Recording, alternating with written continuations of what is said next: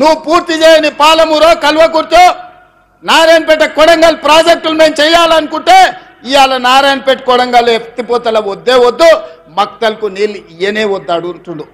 నేను అడుగుతున్నా, ఇవాళ మా జిల్లాకు ఒక అవకాశం వస్తే 70 సంవత్సరాల తర్వాత కనీసం మమ్మల్ని వాడొచ్చి వీడొచ్చి పాలమూరును దత్తత తీసుకుంటున్నా అనేవాడు.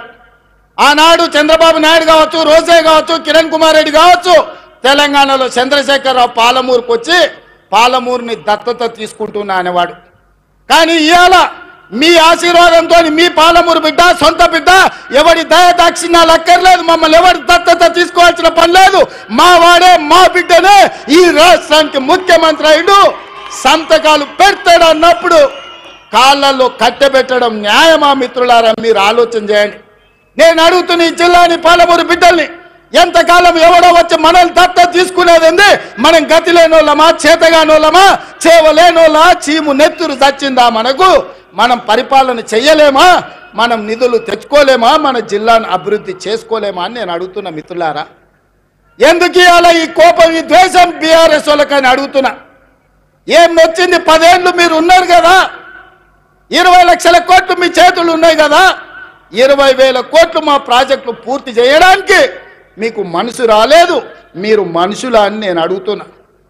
ఇవాళ నేను కల్వకుర్తి పూర్తి చేయాలను ఉత్తమ్ కుమార్ రెడ్డి గారు పాలమూరు రంగారెడ్డి నిత్యం సమీక్షించడం ద్వారాను, మా గద్వాల కృష్ణమోహన్ రాలపాడు నుంచి గద్వాల అలంపూర్లో మా సంపత్ కుమార్ ప్రాజెక్టు పూర్తి చేయాలని అడుగుతుంటే వాటికి నిధులు ఇవ్వాలి, నీళ్లు రావాలి అని నేను అంటుంటే మీరు అట్లెట్ల ప్రాజెక్టులు కడతారని చంద్రశేఖరరావు గారు ఆయన కొడుకు ఆయన అల్లుడు అంటారు. నేను అడుగుతున్నా నా పాలమూరు సోదరులు, మళ్ళీ వస్తుందా మనకి అవకాశం? ఇట్లాంటి అవకాశం మనకు వస్తుందా? ఆనాడు బూర్గుల రామకృష్ణారావు తర్వాత 70 ఏళ్ళు పట్టింది అవకాశం రావడానికి. 70 ఏళ్ళ తర్వాత వచ్చిన అవకాశాన్ని జార విడుచుకుందామా? మన ప్రాంతాన్ని మనం అభివృద్ధి చేసుకుందామా? ఆలోచన చేయమన్న బిడ్డలు, నా సోదరులు, మా అన్నదమ్ములను, మా అక్క తమ్ముళ్ళని నేను అడుగుతున్నా. ఈ అవకాశం పోతే శాశ్వతంగా మళ్ళీ రాకపోవచ్చు. అవకాశం ఇస్తే ఏం చేసుకున్నారు మీరు అని అనొచ్చు. అందుకే ఇవాళ ఎవరు ఏమనుకున్నా మక్తల్ నారాయణపేట కొడంగల్ ఎత్తిపోతల పథకాన్ని తెచ్చినాం, మహబూబ్నగర్లో ఇంజనీరింగ్ లా కాలేజ్ తెచ్చినాం, ఇవాళ మెడికల్ కాలేజ్ కొడంగల్కు తెచ్చినాం.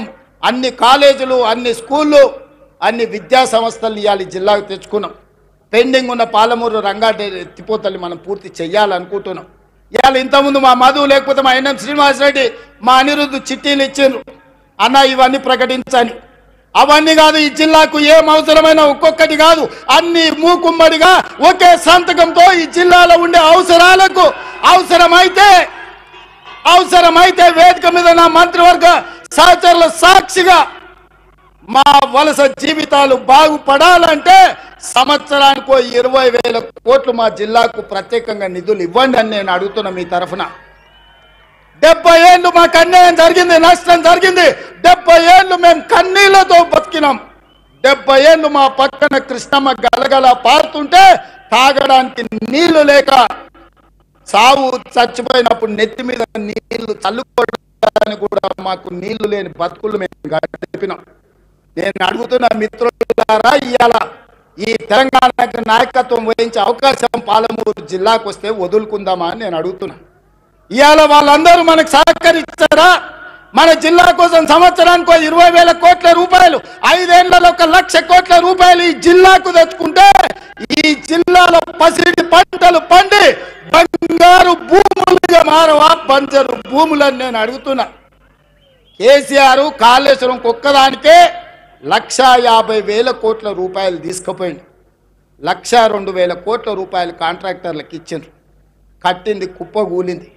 వెనకటికి కూడా పనిమంతుడంట పందిరేస్తే కుక్కతోక తలిగి కూలిపోయిందంట. ఇవాళ నేను అడుగుతున్నా, ఆనాడు మా నెహ్రూ కట్టిన నాగార్జున సాగర్ కానీ, మా శ్రీశైలం కానీ, మా జూరాల కానీ, మా శ్రీరామ్ సాగర్ కానీ, మా శ్రీపాద ఎల్లంపల్లి కానీ ఒక్కసారి చూడండి. ఎన్ని వర్షాలు వచ్చినా, ఎన్ని తుఫాన్లు వచ్చినా ఏమైనా ప్రాజెక్టులు నిటారుగా నిలబడ్డాయి, ఈ జాతికి సేవలు అందిస్తున్నాయి. కానీ కేసీఆర్ కట్టింది కుప్ప కూలింది. కేసీఆర్ కట్టి కూలగొట్టి కమిషన్లు మెక్కిన కాళేశ్వరానికి 1,50,000 కోట్లు తీసుకపోతే నా జిల్లా కోసం, నేను పుట్టిన గడ్డ కోసం ఈ గడ్డ కోసమే ఈరోజు రాజకీయాలలో ఈ కుర్చీలో ఉన్న నా కోసం 5 ఏళ్లలో 1,00,000 కోట్లు మా మిత్రులు ఇవ్వరా నేను అడిగితే నేను ఈ నిధులు తేనా అని నేను అడుగుతున్న నా జిల్లా సోదరులను. ఎంతకాలం ఎవడో మనల్ని దత్తత తీసుకోవాలని మనం దిక్కులు చూడాలి. ఒక్కసారి ఆలోచన చేయండి సోదరులారా. ఏం మనం కాలోంకరనా కన్నోంకరనా? ఏం తక్కువ మనకు? మనల్ని ఎవరో దత్తత తీసుకునేదేంది? మన గడ్డను మనం అభివృద్ధి చేసుకోలేమా? ఇవాళ అండగా నిలబడాల్సిన మీరు వాడో వీడో చెప్తే ఇవాళ వాళ్ళ సోయిలో పడ్డారంటే వచ్చే నష్టాన్ని ఆలోచన చేయండి. మల్లన్న సాగర్లో ముంచలేదా? కొండ పోచమ్మల ముంచలేదా? రంగనాయక సాగర్లో దోసుకోలేదా? ఇవాళ నేను కొడంగల్ నుంచి మారుమూల ప్రాంతమైన కొడంగల్ నియోజకవర్గం నుంచి నన్ను ఆశీర్వదించినందుకు ఆ ప్రాంతానికి కృతజ్ఞత తెలుపుకోవాలని 3 లక్షల ఎకరాలు ఆ ప్రాంతంలో ఉంటే 1,300 ఎకరాలు భూసేకరణ చేసి ఇండస్ట్రియల్ పార్క్ తెచ్చి 20,000 30,000 మా కొడంగల్లో ఉన్న నిరుద్యోగ యువకులకు ఉద్యోగ ఉపాధి అవకాశాలు కల్పించాలి. పెద్ద పెద్ద కంపెనీలు అక్కడికి తెస్తే నా ప్రాంతం అభివృద్ధి చెందాలి. అప్పుడే నా జన్మ ధన్యమవుతుందని నేను ఒక ప్రయత్నం చేసిన. ఏమడిగినా ఈ తెలంగాణ రాష్ట్రంలో దాదాపుగా 2 కోట్ల ఎకరాల భూమి ఉంది. 2 కోట్ల ఎకరాల భూమిలో కొడంగల్లో 1,300 ఎకరాల భూమి సేకరించి ఒక పారిశ్రామిక వాడను నిర్మించి కొడంగల్ను నేను అభివృద్ధి చేయాలంటే చిచ్చు పెట్టి లగచర్ల మంటలు పెట్టి అధికారులను కొట్టించి కలెక్టర్ల మీద దాడులు చేపించి ఇవాళ అమాయకులైన మా లంబాడి సోదరులను జైళ్లకు పంపించారు. నేను ఆయనలోనే చెప్పిన వాళ్ళ మాయమాటలు నమ్మకండి, వాళ్ళు ఉచ్చులో దించుతున్నారు. ఆనాడు తెలంగాణ ఉద్యమంలో కూడా ఇట్లనే చేసిండ్రు. అగ్గిపెట్టె రావు గారు 100 రూపాయలు పెట్టి పెట్రోల్ తెచ్చుకున్నాడు కానీ 10 పైసలు పెట్టి అగ్గిపెట్టె తెచ్చుకోలే. ఈ అగ్గిపెట్టె రావుని నమ్మకుర్రా నాయన అని చెప్పిన. ఆయన మా పిల్లలు ఆవేశపడి నమ్మిపోతే ఇవాళ కేసులు అయినాయి. ముఖ్యమంత్రిగా ఉన్న ఇవాళ నా దగ్గర కూతురు సార్ నువ్వే ముఖ్యమంత్రి కేసులు తీయని నేను చెప్పదలుచుకున్న మా మిత్రులకు మా సోదరులు. ముఖ్యమంత్రిగా ఉన్న నా మీదనే 182 కేసులు ఉన్నాయి. నా కేసులే నేను తీసుకోలేకపోయినా. చట్టం వేరు, ముఖ్యమంత్రి కుర్చీ వేరు. ఇవాళ వాళ్ళ మాయమాటలు నమ్మి మీరు కేసుల్లో ఇరుక్కుంటే బెయిల్ ఎప్పుడు వస్తుందో తెలియదు, మన కుటుంబాలను ఎప్పుడు కలుసుకుంటామో తెలియదు. నేను అడగదలుచుకున్న మీ భూములు గుంజుకొని ఏం